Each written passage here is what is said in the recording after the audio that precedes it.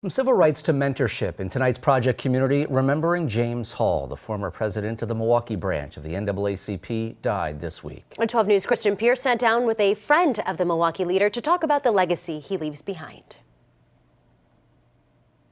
Goes back to the early 80s. Early 80s. Yeah. That friendship forming then. Yeah. Bill Lynch smiles fondly, remembering his longtime friend James Hall. The 69-year-old former NAACP Milwaukee branch president died Monday after a cancer fight, but his impact lives on. He had the commitment to people whose rights were not being respected, and he stuck with that commitment. One example, Hall's fight against American Family Insurance in the 1990s.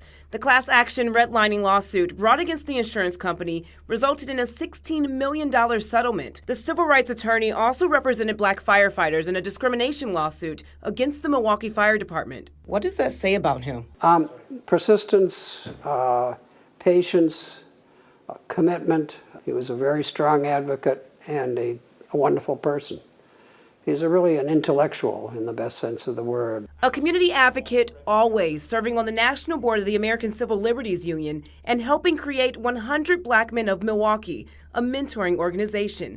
Lynch says Hall saw what needed to be done and never hesitated. It wasn't important to him to get credit or to even have it known.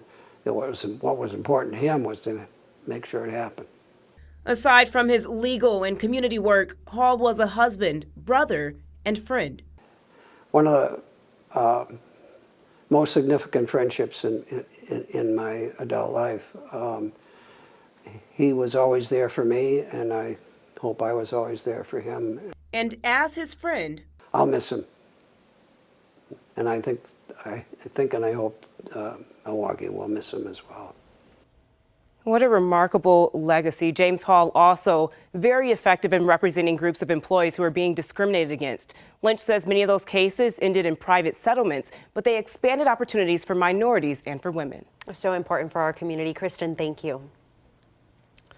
A memorial service is planned for Tuesday at Mount Zion Church on 2nd Street in Milwaukee at 11 a.m. The funeral is set for Saturday the 13th in his home state of Virginia.